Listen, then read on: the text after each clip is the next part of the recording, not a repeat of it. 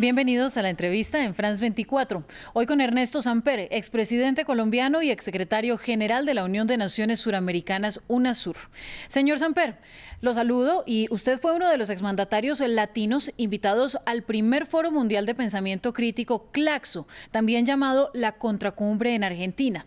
Esta semana allí se expresó una alternativa al encuentro del G20 que también se celebra en Buenos Aires este fin de mes. Y entonces le pregunto, ¿la cumbre CLACSO estuvo caracterizada por los aportes de los líderes de la izquierda latina? ¿Cuál es la interpretación de la tendencia que hemos visto en los últimos años de un movimiento de países hacia la derecha? Bueno, efectivamente yo no me atrevería a decir que lo que se reunió aquí en Buenos Aires esta semana se pudiera llamar una contracumbre. Otra cosa muy distinta es que los temas que fueron tratados esta semana seguramente serán temas muy distintos de los que traten los altos mandatarios que vienen a la cumbre del G20.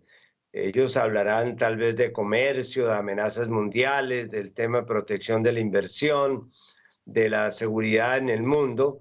Nosotros hablamos de los temas relacionados con la desigualdad social, el problema de los migrantes, el problema del calentamiento global, y por supuesto también la crisis política que se está viviendo en la región. Sobre esta última, yo encuentro que hubo coincidencias muy importantes entre Dilma Rousseff, expresidenta de Brasil, Cristina Kirchner, expresidenta de Argentina, y los que participamos a lo largo de la cumbre.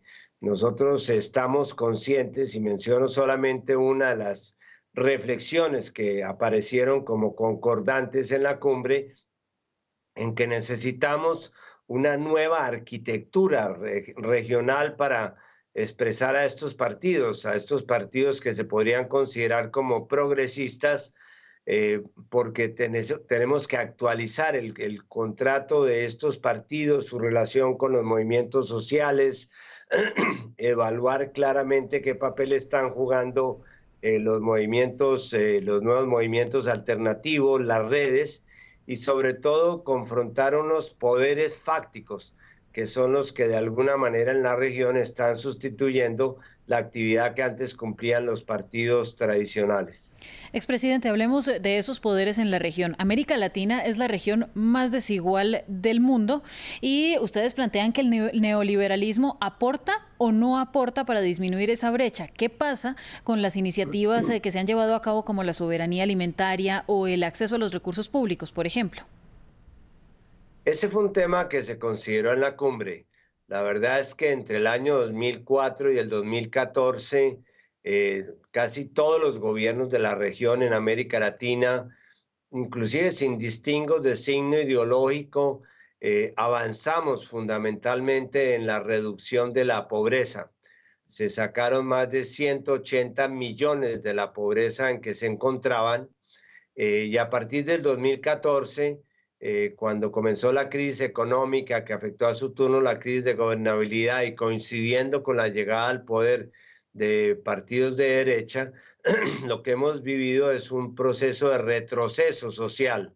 Hoy día, según los propios estimativos de la CEPAL, se podría calcular que alrededor de 15 o 20 millones de personas han regresado a su condición de pobreza, es decir, no solamente salieron, sino que volvieron a ser pobres. Esto es una mala noticia y un campanazo de alerta para los gobiernos actuales de que si se siguen aplicando programas de ajuste fiscal como los que se comienzan a aplicar, pues seguramente volveremos a los niveles de pobreza que teníamos hace 10 o 15 años. Usted dio una conferencia en específico en la que se preguntaba si puede sobrevivir la democracia a tanta desigualdad. ¿Puede? Bueno, mi pregunta era, ¿qué tanta democracia soporta la desigualdad y qué tanta desigualdad soporta la democracia?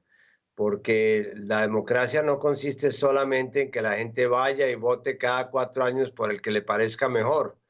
La democracia también consiste en que las personas que gobiernen sean personas que lo hagan de manera democrática, es decir, no en contravía de la gente, sino a través de procesos abiertos que incorporen los movimientos sociales, que hagan consultas populares, que no vayan en contravía de los intereses de las mayorías sociales. Y todavía más allá, la democracia, como lo plantearon las presidentas Rousseff y Kirchner, también consiste en que se gobierne, haya proyectos sociales que convoquen a las mayorías o que sean para las mayorías. Por eso la gran pregunta que surgió del foro y que la formulé en el curso de mi presentación es, ¿podemos aceptar que una persona utilice la democracia, como podría llegar a suceder en el Brasil, para constituir un gobierno antidemocrático? Porque vaya en contra de las mayorías sociales, porque no esté gobernado respetando las minorías y el derecho de los ciudadanos a tener derechos. Ese es el gran problema que tenemos enfrente. Instituciones también tienen muchos problemas desde hace algunos años, y le estoy hablando de UNASUR, de Mercosur, del ALBA, que son instituciones que se han visto en crisis. Usted fue exsecretario general de la UNASUR. ¿Qué es lo que pasa? ¿Por qué pierden la fuerza? Y si esto habla de falta de cohesión en nuestra región. Lo que pasa es que la gente confunde la integración con tratados de libre comercio. Y aquí es verdad que hay una cantidad de tratados de libre comercio, alrededor de 30 o 40 suscritos por todos los países de la región. Pero los tratados de libre comercio, como su nombre lo indican, son posibilidades de que haya más comercio, de que se negocien más fácilmente los bienes, de que se puedan prestar servicios a lo largo de la región, pero eso no es integración. Integración son proyectos de infraestructura, proyectos de tecnología, banda ancha, conectividad, compartir agendas sociales. Ese concepto de integración es el que de alguna manera ha tratado de ser sustituido por gobiernos que piensan que la integración es simplemente tener acuerdos de movilidad de bienes y servicios. Para nosotros, el concepto de integración es un concepto de construcción de ciudadanía. Y mientras que no entendamos que ese es el concepto, pues habrá algunos que digan que sí hay integración porque hay comercio y otros que sigamos diciendo que la integración es de personas y no simplemente de mercancías. ¿Y qué pasa específicamente en el caso de la UNASUR, esa unión de las naciones suramericanas que ya no se ve, en la que están dejando de participar los países? Bueno, realmente no, hasta el momento no se ha salido sino un solo país, que es Colombia, y todavía falta que haya una aprobación del Tratado Constitutivo en Colombia para que se retire. Pero hay un grupo de países que han expresado su insatisfacción porque en este momento no se haya podido llegar a un acuerdo respecto a la Secretaría General, es decir, respecto a mi sucesor. Desde hace un año el cargo de secretario general está vacante, pero yo tengo la esperanza de que cuando se logre superar ese impasse, como se han superado otros impases en UNASUR, y los países regresen a sus actividades habituales, pues en esa medida UNASUR volverá a ser el centro el escenario político por excelencia para hablar de paz, de democracia, de derechos humanos, que fueron los ejes vertebradores del proyecto de UNASUR. América Latina, también dice usted que hay una crítica a la inversión social que se hace con los gobiernos de derecha. ¿Se está perdiendo esa posibilidad o esos avances que habían logrado los gobiernos izquierdistas en los últimos años? Efectivamente, las dificultades económicas, que no son culpa, por supuesto, de los nuevos gobiernos, los han llevado a estos nuevos gobiernos a ensayar las recetas que se ensayaron en los años 90, que fueron unas recetas venenosas desde el punto de vista social, o sea, a aumentar los impuestos del consumo que gravan a todo el mundo sin tener en cuenta su capacidad de pago, a aumentar los niveles de informalidad, a establecer limitaciones a los programas sociales, recortes de salarios, recortes de educación, de salud. Y esa receta lo que hacen es profundizar la crisis social, no solucionarla.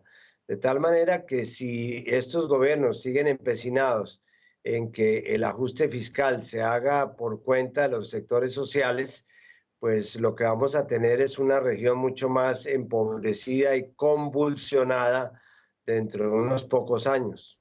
Ya estamos llegando al final de este espacio, señor expresidente, pero precisamente como mandatario de Colombia en un momento de la historia, le quiero preguntar cómo ve usted la implementación del proceso de paz con la FARC ahora bajo el gobierno de Iván Duque. Bueno, digamos que el proceso de paz ha tenido tres fases muy concretas, lo que podríamos llamar la paz negativa, que fue la suspensión del enfrentamiento armado. Esto se consiguió efectivamente. Las FARC hicieron dejación de sus armas, se desmovilizaron. En este momento están buscando reincorporarse.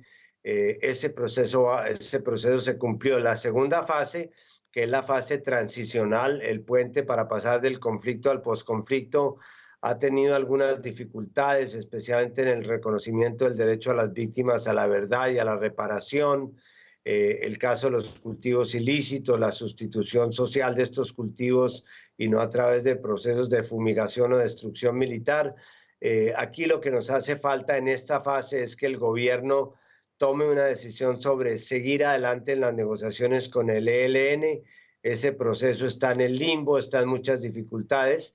Y en lo que sí estamos todavía en el primer día de la creación es en la tercera fase, que es la fase del posconflicto. No sabemos cómo se va a financiar la reparación de las víctimas, cómo se va a financiar el proyecto de tierras para los campesinos, cómo se va a financiar los proyectos productivos para los que se están reincorporando. Ese es el gran interrogante. El gobierno lleva 90 días, hasta el momento no ha habido unos gestos claros sobre para dónde quiere llevar estos temas. Esperamos que el presidente, antes de terminar el año, pues asuma el control de estos procesos de transición y que tengamos la buena noticia de que los procesos de paz siguen adelante. Gracias a usted por estar con nosotros en France 24. A ustedes, muchísimas gracias. Un buen día. Y ustedes continúen con toda nuestra programación. Nos vemos próximamente en La Entrevista.